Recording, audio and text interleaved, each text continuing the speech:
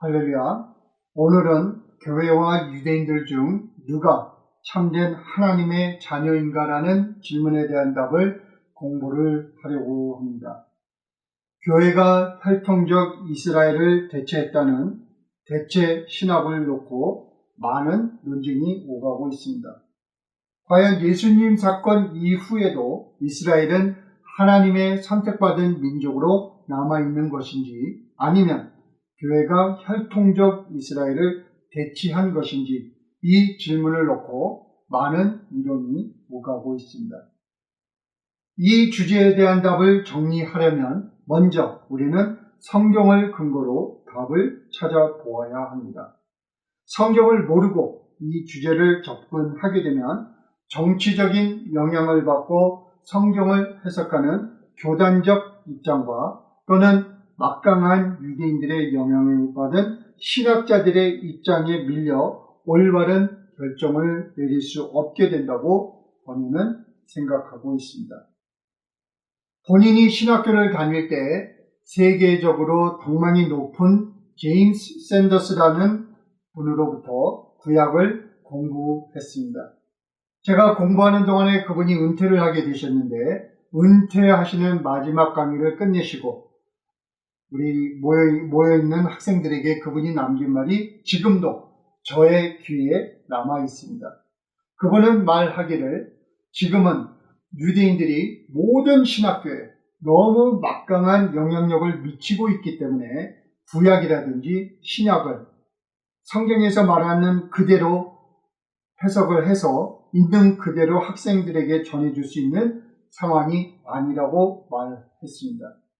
다시 말하면 그분은 말하기를, 유대인들이 신학교에 미치는 영향이 너무 강하기 때문에 그들이 허락하는 그 테두리 안에서 논문을 쓰고 논문을 발표하고 학생들에게 성경적 이론을 전할 수 있는 것이 현실이라고 말하면서, 만약 유대인들이 반대하는, 유대인들에게 불리한 성경적 해석을 하게 되면 신학교에 고용이 될 수도 없고, 고용이 되었다면 오래 남아 있을 수 없는 것이 현실이라고 우리에게 전해주셨습니다. 그러면서 그분은 말하기를, 성경에 있는 내용을 그대로 해석하고 그대로 전하기 위해서는 목사나 학자들은 신학교 안에서 전해지는 이론 외에 많은 노력을 통해서 진리를 추구하는 마음으로 많은 자료를 둘러보아야만이 올바른 해석을 할 수 있다고 우리에게 전해주셨습니다.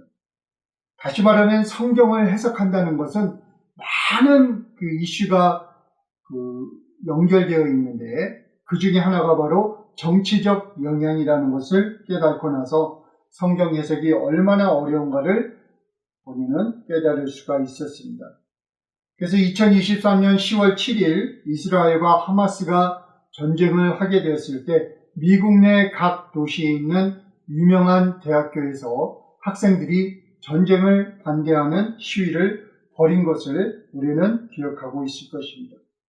그때 많은 학생들이 이스라엘을 비판하는 시위를 벌였는데, 학교 당국이 그 이스라엘을 반대하는 시위를 제압하지 않았다는 이유로 하버드, 콜럼비아, 코넬, 펜실베니아, 이 아이비 리그에 속하는 학장들이 모두 모가지가 날아간 것을 우리는 기억하고 있습니다. 학교에 크게 재정적으로 지원하는 유대인들이 이스라엘을 비판하는 학생들의 시위를 막아내지 않았다는 이유로 학장들이, 교수들이 사임을 하거나 해고당하는 일이 일어났던 것입니다. 그만큼 유대인들의 영향력이 큰 것을 우리가 알고 있을 때, 이 성경 해석은 단순한 어떤 신앙적 또는 학술적 접근으로 가능한 것이 아니라 정치적 영향을 받는 분야라는 것을 우리가 알 수가 있습니다. 그래서 오늘은 정치적인 것, 다른 요소 다 빼놓고 성경에서 과연 이 주제에 대해서 어떤 답을 제시하고 있는지 여러분과 살펴보는 시간을 가지려고 합니다. 절대로 이스라엘 사람들을 미워하거나 어떤 민족을 선호하는 그런 차별적인 생각을 가지고 말씀을 나누는 것이 아니고 성경에서 있는 그대로 여러분과 살펴보는 것이 목적이 되겠습니다. 먼저 우리가 지금 공부하고 있는 사도행전을 좀 더 살펴보면서 이 주제에 대해서 공부를 하려고 하는데, 사도행전 13장 44절부터 46절을 보게 되면은 사도 바울이 유대인들에게 전했던 설교의 한 대목이 기록되어 있습니다. 그 내용을 읽어드리면 이렇게 되어 있어요. 그 다음 안식일에는 온 성이 거의 다 하나님 말씀을 듣고자 하여 모이니 유대인들이 그 무리를 보고 시기가 가득하여 바울의 말한 것을 변박하고 비방하거늘 바울과 바나바가 담대히 말하여 가로되, 중요한 말씀입니다. 하나님의 말씀을 마땅히 먼저 너희에게 전할 것이로되 너희가 버리고 영생 얻음에 합당치 않은 자로 자처하기로 우리가 이방인에게로 향하노라. 이렇게 기록하고 있습니다. 여러분들, 우리가 사도행전을 공부하면서 여러 번 말씀을 드렸지만 사도행전 1장 8절은 사도행전의 그 흐름, 사도행전 저자가 쓰고자 하는 그 내용의 핵심 주제를 기록하고 있는데, 내용인즉 하나님의 말씀이 예루살렘에서 시작을 하지만 그 말씀이 어떤 과정을 통해서 로마까지 전해지게 되는지를 기록하는 것이 바로 사도행전이 우리에게 전해주는 내용입니다. 그래서 여기서 분명하게 말하죠. 하나님의 말씀을 마땅히 먼저 너희에게 전할 것이로되, 다시 말해서 하나님에게 선택받은 민족이기 때문에 예수님의 복음을 먼저 유대인들에게 전하는 것이 순서였다고 마태복음에서도 예수님이 말하셨고 바울도 지금 그렇게 말을 하고 있고, 사도행전 저자도 사도행전 2장, 3장, 4장, 5절에서 이 복음이 먼저 유대인들에게 전해진 것을 우리는 알 수가 있습니다. 그래서 이 복음이 하나님에게 선택받았던 유대인들에게 먼저 전해졌는데, 바울은 말하기를 그들이 이 복음을 반대하고 이 복음이 전해지는 것을 해방했기 때문에 고로 그 사람들이 영생 얻음에 합당치 않은 자로 자처했다고 지금 바울은 분명하게 말해주고 있습니다.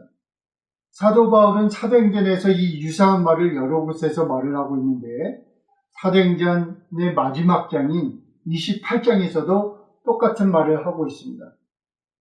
그래서 28장 24절부터 28절을 여러분들에게 읽어드리겠는데, 보면은 그 말을 믿고 그 말을 믿는 사람도 있고 믿지 아니하는 사람도 있어 서로 맞지 아니하여 흩어질 때에 바울이 한 말로 일러 가로되, 성령이 선지자 이사야로 너희 조상에게 말씀하신 것이 옳다다. 일러스되, 지금 이사야서 6장 9절부터 10절을 인용하고 있습니다. 이 백성에게 가서 말하기를 너희가 듣기는 들어도 도무지 깨닫지 못하며 보기는 보아도 도무지 알지 못하는도다. 이 백성들의 마음이 완악하여져서 그 귀로는 둔하게 듣고 그 눈을 감았으니 이는 눈으로 보고 귀로 듣고 마음으로 깨달아 돌아와 나의 고침을 받을까 합니다 하였으니, 자, 28절 중요합니다. 그런즉 하나님의 이 구원을 이방인에게로 보내신 줄 알라. 저희는 또한 들으리라 하더라. 이렇게 기록하고 있습니다. 지금 사도행전 28장에 기록된 말씀은 바울이 포로가 되어서 지금 심판을 받기 위해서 로마에 와 있는 상황에서 그 지역에 있던 유대인들 지도자들과 대화를 나눈 기록이 남아있는 것이에요. 그래서 사도행전의 가장 마지막 장에 기록되어 있는 28장 28절도 우리가 조금 아까 읽었던 13장 46절에서 한 말과 똑같은 말이에요. 유대인들에게 먼저 복음이 전해졌는데 그들이 복음을 거부할 뿐 아니라 복음을 전하는 사람들을 핍박하고 복음이 전하는 것을 막으려고 온갖 노력을 했기 때문에 그들이 영생에 합당치 않은 자로 자처했고 그러므로 말미암아 복음이 이방인에게 전해졌다고 말을 하고 있는데 중요한 말은 무엇인가 하면은 유대인들과 이방인들이 함께 복음을 받아들여서 함께 구원을 받는 그 아름다운 역사가 일어난 것이 아니고 불행하게도 하나님에게 선택을 받았다고 했던 이스라엘 민족은 예수님을 멸시하고 예수님께서 전하신 복음을 반대하고 그 복음이 다른 곳으로 전해지는 것을 막기 위해서 온갖 노력을 다 했기 때문에 그들은 구원에서 제외가 되고 이방인들에게 복음이 전해지면서 이방인들이 구원을 받는 은혜를 입게 된다고 바울은 말해주고 있는 것입니다. 자, 그런데 여기서 참 흥미로운 사건을 제가 좀 발견을 했는데 뭐냐면은, 사도 바울이 사도행전 28장에서 이사야서 6장 9절부터 10절을 인용을 했습니다.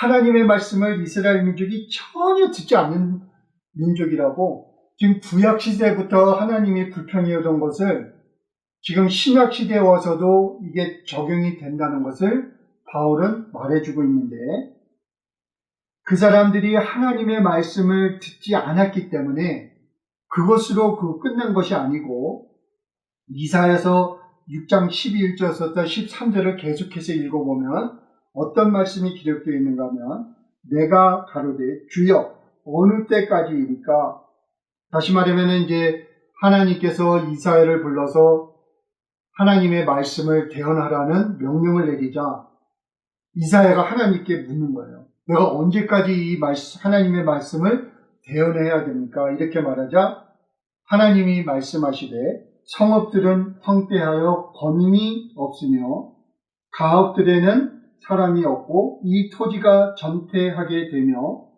사람들이 여호와께 멀리 옮기워서 이 땅 가운데 패한 곳이 많을 때까지입니다. 다시 말하면 지금 사도행전 저자는 사도행전 마지막 장인 28장에서 이사야서 6장을 인용하고 있는데 사도행전 저자가 인용한 이사야서 6장의 말씀을 계속 읽어 내려가면 이스라엘의 멸망을 하나님께서 선언하시는 것이 기록되어 있습니다. 이건 우연의 일치가 아니라고 본인은 생각을 해요. 지금 사도행전 저자는 이스라엘 민족이 하나님이 보내신 예수님을 거부할 뿐 아니라 그 복음이 다른 곳으로 전해지는 것을 막기 위해서 사람들을 옥에 가두고 죽이고 협박하고 그런 행동을 취했기 때문에 그 결과로 그들이 구원을 이룰 뿐 아니라 그 결과로 이스라엘이 멸망하게 될 것이라는 예언을 지금 암암리에 당시 교인들에게 전한 것이라고 본인은 해석하고 있습니다. 자, 그 다음에는 이제 복음서를 한번 살펴보겠는데, 복음서에서도 똑같은 얘기가 지금 전해지고 있습니다. 그래서, 지난주에 저희가 공부했던 누가복음 3장을 보면 세례 요한이 이스라엘 민족에게 말하기를 이제부터는 예수님이 오실 때부터는 이스라엘의 혈통을 가졌느냐 안 가졌느냐는 하나도 중요하지 않고 이제는 우리 그들의 삶 속에서 그들의 삶의 터전에서 하나님 보시기에 바르게 사는 것이냐 아닌 것이냐 이것만이 중요한 시대가 임했다고 회개의 열매를 선언하는 것을 우리가 공부를 했었습니다. 그래서 마태복음을 보게 되면은 교회가 이스라엘을 대체한 사실을 예수님께서 정확하게 보여주는 성경 구절들이 상당히 많은데 여러분들과 제가 마태복음을 공부를 하려면 지금까지 많은 분들이 마태복음을 공부해왔던 그 생각을 버리셔야 돼요. 일단 왜냐하면 너무너무 성경을 잘못 알고 성경을 읽었기 때문에 잘못된 해석을 내리신 분들이 너무 많거든요. 그래서 마태복음을 우리가 해석하기 위해서는 줄거리라는 개념을 이해를 해야 됩니다. 영어로는 플롯. 어떤 책이든 줄거리가 있어요. 그래서 예를 들어서 우리가 어떤 한국 드라마를 보게 되면은 시작과 끝이 있습니다. 그래서 시작에 보게 되면은 어떤 배역을 맡은 사람들이 회장으로 나오고 착한 사람으로 나오고 아주 좋은 사람으로 나오고, 또 어떤 배역을 맡은 사람은 청소를 하는 사람, 정말 별 볼 일 없는 사람으로 나오는 사람들이 있는데, 스토리가 전개되면서 그 스토리가 변해가잖아요. 그 줄거리가 있잖아요. 어떤 사람이 나와서 어떤 말을 하면서 이 내용이 자꾸만 발전해가면서 스토리의 방향이 정해집니다. 그래서 앞부분에서 그 주인공으로 나오고 회장으로 나오고 좋은 사람인 것처럼 보여줬던 사람이 끝에 가게 되면은 그 사람들이 원래는 나쁜 사람들이고, 과거를 들춰보니까 많은 악을 저지른 것이 드러나고, 그러면서 앞에서 청소하던 사람, 식모로 일하던 사람, 버림받았던 사람, 욕먹던 사람이 결국에는 그 사람들이 참 올바른 사람이었다는 그 스토리로 전개가 되면서 결론에 가가지고는 이제 앞에서 시작했던 것이 뒤엎이죠. 그래서 회장이었던 사람이 감옥에 가고 식모였던 사람이 회장이 되고, 이런 변화가 일어난단 말이에요. 그래서 우리가 마태복음도 그렇고 마가복음도 그렇고 누가복음도 그렇고 이 소위 관용복음서라고 하는 성경을 읽게 되면 내용이 똑같아요. 유대인들에게 먼저 복음이 전해집니다. 그들이 하나님으로부터 선택받았던 민족이라는 것을 인정을 해요. 그렇지만 스토리가 전개되면서 이게 뒤집어집니다. 그래서 유대인들이 예수님을 대적하고 예수님을 멸시하고 예수님을 감옥에 넣으려고 하고 죽이려고 하는 그런 스토리가 전개되면서 마지막에는 그들이 예수님을 십자가에 못을 박지만 결론은 뭐예요? 그 사람들이 하나님에게 버림받은 민족으로 전락하는 그 스토리의 흐름이 그렇게 나오는 것이거든요. 예를 들어서 마태복음 5장 17절을 보게 되면 내가 율법이나 선지자나 폐하러운 줄로 생각지 말라. 폐하러운 것이 아니요 온전케 하려 함이라. 율법을 중요시 여긴다고 말씀을 하세요. 마태복음 15장 21절부터 28절을 보면 가나안 여인의 믿음을 예수님께서 높이 평가하는 기록이 있는데 좀 읽어드릴게요. 내용을 보면 예수께서 거기서 나가사 두로와 시돈 지방으로 들어가시니 가나안 여자 하나가 그 지경에서 나와서 소리질러 가로되 주 다윗의 자손이여 나를 불쌍히 여기소서. 내 딸이 흉악히 귀신 들렸나이다 하되 예수는 한 말씀도 대답지 아니하시니 제자들이 와서 청하여 말하되 그 여자가 우리 뒤에서 소리를 지르오니 보내소서. 예수께서 대답하여 가라사대 나는 이스라엘의 집에 잃어버린 양 외에는 다른 데로 보내심을 받지 아니하였노라 하신대, 여자가 와서 예수께 절하며 가로되 주여 저를 도우소서. 대답하여 가라사대 자녀의 떡을 취하여 개들에게 던짐이 마땅치 아니하니라. 여자가 가로되 주여 올소이다마는 개들도 제 주인의 상에서 떨어지는 부스러기를 먹나이다 하니, 이에 예수께서 대답하여 가라사대 여자야 내 믿음이 크도다. 내 소원대로 되리라 하시니 그 시로부터 그의 딸이 나으니라. 이런 내용을 이렇게 컨텍스트 안에서 뽑아내서 그것만 읽으면 마치 예수님은 이방인들의 구원, 이방인들에게 복음을 전할 의도가 전혀 없던 분으로 우리가 착각을 하게 되잖아요. 전체적인 컨텍스트를 모르면 그렇게 읽게 되죠. 그렇게 해석하게 되고, 예수님은 이방인들에 대해서, 한국 사람들에 대해서, 일본 사람들에 대해서 관심이 없으신 분이었구나. 그냥 이스라엘 민족에게만 복음을 전하러 오신 분이구나. 이런 결론을 내릴 수가 있는데 그게 맞는 결론이 아니잖아요. 그러니까 이 스토리의 흐름에 들어가 있는 한 스토리예요. 그래서 그 가나안 여인을 통해서 예수님은 서서히 예수님을 대적하고 부인하는 유대인들보다는 이 믿음을 가진 이방인을 더 높이 평가하는 그런 흐름으로 변해가는 것을 우리가 알 수가 있습니다.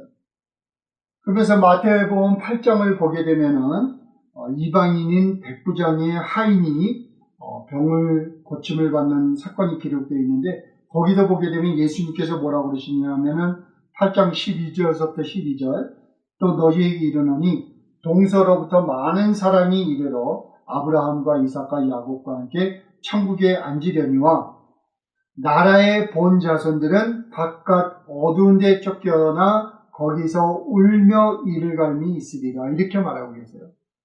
이거 대체 신학을 지지하는 예수님의 말씀이에요. 나라의 본 자손들은 예수님을 십자가에 죽이고 예수님이 선택한 제자들이 전하는 복음을 받고 그들을 옥에 가두고 그들을 죽이고 그들을 핍박한 유대인들은 바깥 어두운 데 쫓겨나서 거기서 울며 이를 갈미 있으리라. 이것이 바로 예수님께서 하신 말씀이에요.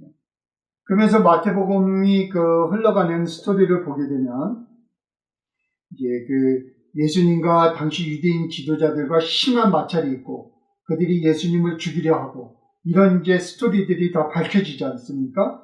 그러면서 21장 33절부터 43절을 보게 되면은 우리가 잘 알고 있는 포도원 농부의 비유가 기록되어 있는데 이 포도원 농부의 비유는 대체 신학을 지지하는 아주 명료한 자료인 것을 우리가 알고 이 성경을 읽어야 되는 거예요. 그래서 좀 길지만 여러분들께 그 성경을 좀 다 읽어드리겠습니다. 마태복음 21장 33절 다른 한 비유를 들으라. 한 집 주인이 포도원을 만들어 산 울타리로 두르고 거기에 줍자는 틀을 만들고 망대를 짓고 농부들에게 새로 주고 타국에 갔더니 열매 거둘 때까지 가까우매 그 열매를 받으려고 자기 종들을 농부들에게 보내니 농부들이 종들을 잡아 하나는 심히 때리고 하나는 죽이고 하나는 돌로 쳤거늘 다시 다른 종들을 처음보다 많이 보내니 그들에게도 그렇게 하였는지라. 후에 자기 아들을 보내며 이르되 그들이 내 아들을 존대하리라 하였더니 농부들이 그 아들을 보고 서로 말하되 이는 상속자니 자 죽이고 그의 유산을 차지하자 하고 이에 잡아 포도원 밖에 내쫓아 죽였느니라. 그러면 포도원 주인이 올 때에는 그 농부들을 어떻게 하겠느냐? 그들이 말하되 그 악한 자들을 진멸하고 포도원은 제때에 열매를 받을 만한 다른 농부들에게 새로 줄지니이다. 예수께서 이르시되 너희가 성경에 건축자들이 버린 돌이 모퉁이의 머릿돌이 되었나니 이것은 주로 말미암아 된 것이요 우리 눈에 기이하도다 함을 읽어본 일이 없느냐?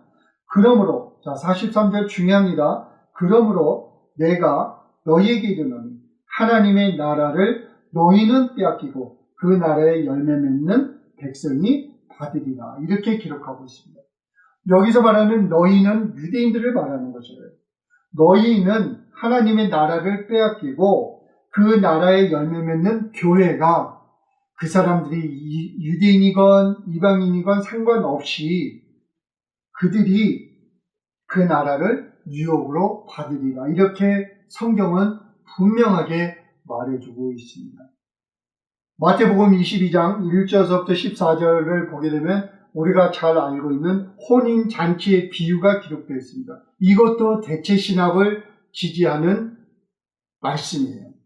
우리에게 중요한 부분만 읽어드리면 22장 8절 이에 종들에게 이르되 혼인잔치는 예비되었으나 청한 사람들은 합당치 아니하니 청한 사람들이 누구예요? 유대인들이에요. 먼저 그들에게 복음을 전하셨어요. 먼저 그들이 예수님을 메시아로 받아들일 수 있는 기회를 예수님이 주셨습니다. 그런데 그들이 예수님을 부인할 뿐 아니라 예수님을 십자가에 못 박혀 죽였어요. 그래서 성경이 말하기를 청한 사람들은 합당치 아니하니 사거리 길에 가서 사람들을 만나는 대로 혼인잔치에 청하여 오너라 한데 종들이 길에 나가 악한 자나 선한 자나 만나는 대로 모두 데려오니 혼인자리에 손이 가득한지라. 이렇게 기록하고 있습니다. 그래서 누가복음, 마가복음, 마태복음은 이런 내용으로 스토리가 전개되는 거예요. 처음에 유대인들에게 복음이 전해졌지만 유대인들이 예수님을 거부하고 핍박하고 십자가에 못 박여 죽음으로 말미암아 그 복음이 이방인들에게 전해졌다는 사실을 기록한 것이 바로 사복음서예요. 그래서 대체 신학은 카톨릭 교회가 만들어낸 이단적 교리니 무슨 말이니 어떤 학자가 이런 말을 했네 저런 말을 했네 그런 말을 들으시기 전에 성경이 대체 신학에 대해서 무엇이라고 말을 하고 있는지 여러분들께서 직접 읽어보시고 여러분들께서 스스로 결정을 내리실 수 있기를 바라는 마음으로 성경을 공부하고 있습니다. 그러면서 마태복음은 예루살렘의 멸망을 예수님께서 예언하시는 스토리로 전개가 되고 있는데 마태복음 23장 37절부터 38절만 읽어보면 예루살렘아 예루살렘아 선지자들을 죽이고 내게 파송된 자들을 돌로 치는 자여 암탉이 그 새끼를 날개 아래 모음같이 내가 내 자녀를 모려한 일이 몇 번이냐 그러나 너희가 원치 아니하였더라. 보라 너희 집이 황폐하여 버림받 되리라. 주 70년에 일어날 예루살렘 멸망을 예수님이 예언을 하신 거예요. 그래서 여러분들께서 그 마태복음을 읽을 때 그 마태복음에 기록되어 있는 성경 구절 하나하나를 컨텍스트 없이 그냥 끄집어내갖고 예수님이 율법을 중요시 여겼네, 예수님이 이스라엘 사람들에게만 복음을 전하러 오셨네, 이렇게 해석을 하게 되면은 성경을 바르게 해석할 수 없게 되는 거예요. 그래서 그 전체적인 줄거리, 전체적인 그 메시지를 우리가 파악하고 나서 그 패러다임 안에서 성경 구절을 읽어야만이 올바른 성경 해석이 나오는 거예요. 그래서 마태복음은 이스라엘 민족에게 먼저 복음이 전해졌지만 그들이 예수님을 반대함으로 인해서 예수님께서 이제 이스라엘 민족은 하나님의 선택받은 민족의 그 자격을 잃고 예수님이 전하신 복음을 전해받은 사람들, 그 사람들이 이스라엘 민족이건 그 사람들이 이방인이건 상관없이 복음을 받아들인 사람들이 바로 하나님의 자녀가 되는 권세를 누리게 된다고 성경은 분명히 우리에게 말해주고 있습니다. 자, 그러면 우리가 그 바울이 전한 스토리를 또 한번 살펴보겠는데, 다른 성경 구절도 많지만 여러분들께서 이 대체 신학에 대해서 공부하시려면은 갈라디아서 하나만 읽으셔도 돼요. 대신에 바르게 읽어야 되겠죠. 그래서 갈라디아에서 중요한 부분을 공부하기 전에 사도 바울이 갈라디아서 3장 7절부터 9절에서 한 말을 읽어보면 그런즉 믿음으로 말미암은 자들은 아브라함의 아들인 줄 알지어다, 이렇게 말하고 있어요. 또 하나님이 이방을 믿음으로 말미암아 의로 정하실 것을 성경이 미리 알고 먼저 아브라함에게 복음을 전하되 모든 이방이 너를 인하여 복을 받으리라 하였으니 그러므로 믿음으로 말미암은 자는 믿음이 있는 아브라함과 함께 복을 받느니라, 이렇게 말하고 있습니다. 믿음으로 말미암은 자들이 아브라함의 아들이라고 말하고 있어요. 대체 신학을 입증해주는 중요한 성경 구절이에요. 근데 대체 신학을 의심의 여지 없이 밝혀주고 있는 그 성경이 갈라디아서 4장 21절부터 31절에 기록이 되어 있는데 여러분께서 이 설교를, 이 성경 공부를 보시고 난 후에 다시 한번 직접 자세히 한번 읽어보시고 여러분들께서 스스로 판단하시기를 제안드립니다. 갈라디아서 4장 21절부터 31절은 말하기를 내게 말하라 율법 아래에 있고자 하는 자들아 율법을 듣지 못하였느냐? 기록된 바 아브라함이 두 아들이 있었으니 하나는 계집종에게서 하나는 자유하는 여자에게서 낳다 하였으나 계집종에게서는 육체를 따라 낳고 자유하는 여자에게서는 약속으로 말미암았느니라. 이것은 비유니 이 여자들은 두 언약이라. 하나는 신의 산으로부터 종을 낳은 자니 곧 하가라. 이 하가는 아라비아에 있는 신의 산으로 지금 있는 예루살렘과 같은 데니 저가 그 자녀들로 더불어 종노릇하고 오직 위에 있는 예루살렘은 자유자니 곧 우리 어머니라. 기록된 바 잉태치 못한 자여 즐거워하라. 그렇지 못한 자여 소리질러 외치라. 이는 홀로 사는 자의 자녀가 남편 있는 자의 자녀보다 많음이라 하였으니 28절 중요합니다. 형제들아 너희는 이삭과 같이 약속의 자녀라. 그러나 그때 육체를 따라 난 자가 성령을 따라 난 자를 핍박한 것 같이 이제도 그러하도다. 4장 30절 그러나 성경이 무엇을 말하느뇨? 계집종과 그 아들을 내어 쫓으라. 계집종의 아들이 자유하는 여자의 아들로 더불어 유업을 얻지 못하리라 하였느니라. 그런즉 형제들아 우리는 계집종의 자녀가 아니요 자유하는 여자의 자녀라. 지금 우리가 잘 알고 있듯이 아브라함에게는 그 아내 사라가 있었습니다. 그 사라를 통해서 이삭이 태어났어요. 그 이삭은 하나님이 약속해서 태어난 약속의 자녀예요. 구약에 돌아가서 보자면. 근데 하나님께서 아브라함과 사라에게 아들이 생길 것이다라고 약속을 하셨는데 그게 당장 이루어지지 않고 시간이 지연되니까 아브라함이 그의 사라의 여종인 하가에게 들어가서 동침해서 아들을 낳게 됐는데 그 아들의 이름이 이스마엘이에요. 그래서 구약의 입장에서 보면 사라는 자유의 여자이고 이삭은 약속의 자녀입니다. 그리고 하가는 여종이고 그 여종으로부터 태어난 이스마엘은 그 당시 속된 말로 계집종의 아들이에요. 그러니까 유업을 받을 수 없는 사람들이에요. 근데 바울은 말하기를 이것은 비유니 24절을 보게 되면 이것은 비유니 이 여자들은 두 언약이다 이렇게 말하고 있는데 신의 산으로부터 종을 낳은 자니 곧 하가라. 자, 그래서 갈라디아서 4장 24절은 상당히 중요한 영적 해석을 우리에게 제시하고 있는데 구약에서 자유자였던 사라가 신약에 와서 영적인 눈으로 해석을 했을 때는 구약에서의 종이었던 하가가 되었다고 바울은 우리에게 말을 해주고 있는 것입니다. 그러므로 말미암아 구약에서 자유인이었던 사라로부터 낳은 이삭은 신약에 들어와서는 여종이었던 하가가 낳은 이스마엘이 되는 그런 영적인 변화가 일어났다고 바울은 우리에게 말해주고 있는 것입니다. 그래서 지금 사도 바울이 얘기하는 그 스토리를 우리가 잘 이해를 해야 되는데 그래서 이삭보다 나이가 많은 이스마엘이 어느 날 그 나이가 어린 이삭을 놀려대는 것을 보고 사라가 화가 나가지고 하가와 그 이스마엘을 쫓아내는 사건이 창세기에 기록되어 있어요.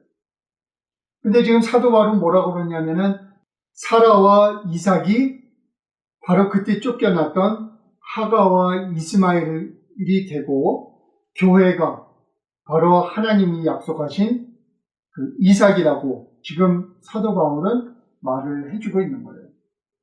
28절에서부터 31절 너무 중요합니다. 보세요. 형제들아 너희는 이삭과 같이 약속의 자녀라. 누가 지금 약속의 자녀예요? 교회가.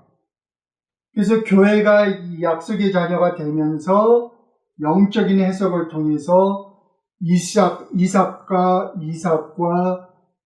유대인들은 그때 당시 종이었던 이스마엘과 하가가 된다고 바울은 해석하고 있는 거예요.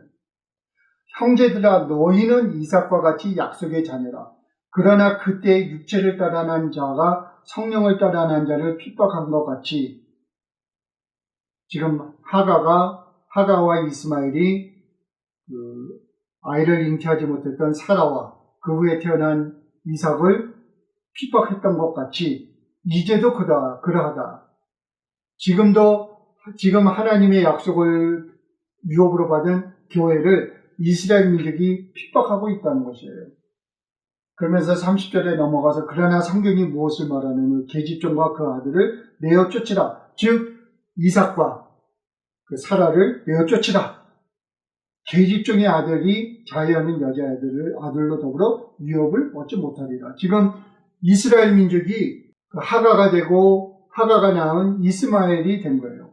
하나님의 유업을 이어받을 수 없는 사람들이라는 것이죠. 그런즉 형제들아 우리는 즉 교회는 계집종의 자녀가 아니요 자유하는 여자의 자녀이다. 분명하잖아요. 자, 그래서 성경은 여러 곳에서 교회가 이스라엘 민족을 대체했다고 말을 해주고 있습니다. 성경을 들여다놓고 얘기를 하게 되면은 논쟁의 여지가 없어요. 너무 확실하기 때문에.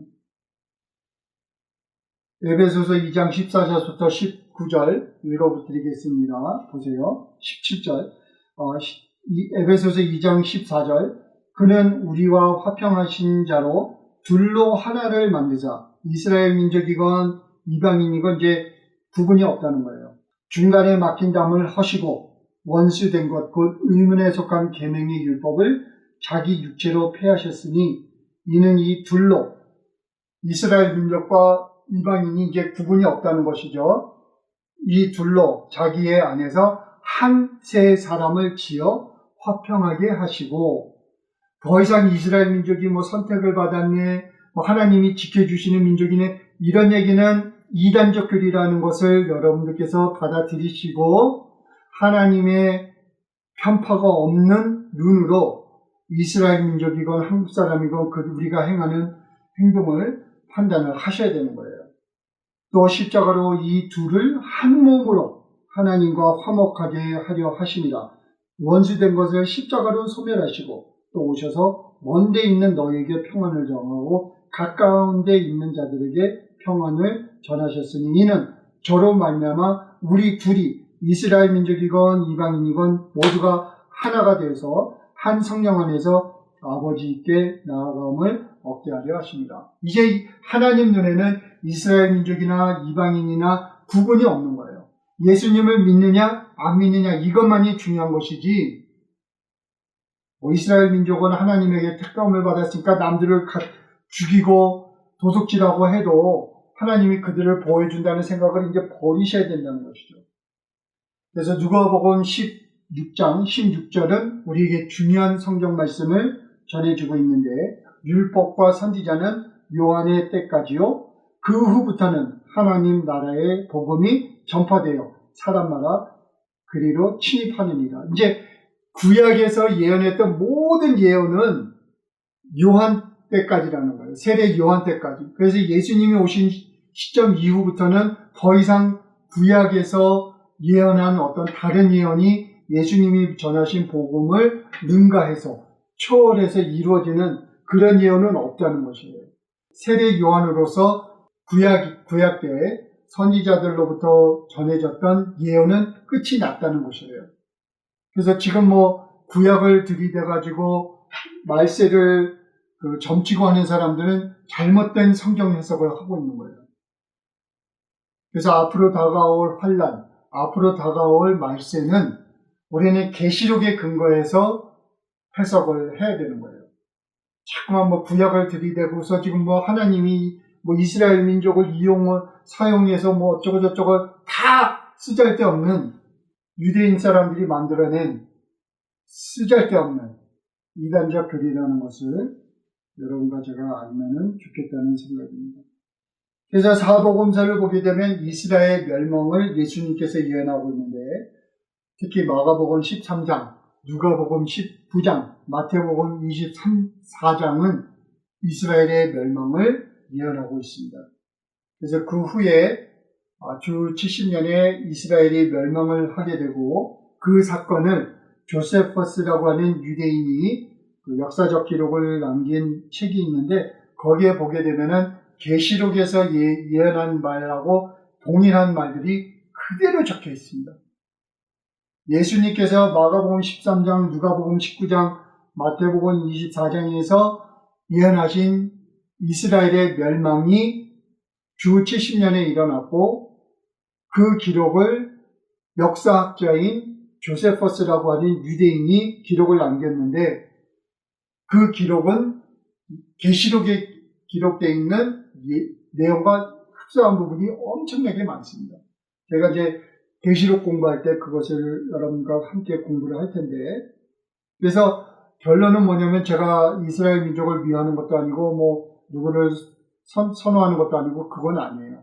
성경이 무엇을 말하고 있는가를 저는 탐구하는 사람인데, 성경을 보게 되면은 이스라엘 민족은 더 이상 하나님으로부터 선택받은 민족이 아닙니다. 이제 그 시대는 예수님이 오심으로 말미암아 끝났어요. 성경은 여러 곳에서 이 사실을 말해주고 있는데 여러분들께서도 한번 이런 관점에서 성경을 살펴보시고 스스로 이 질문에 대한 답을 내리실 수 있기를 주님의 이름으로 축원합니다. 감사합니다.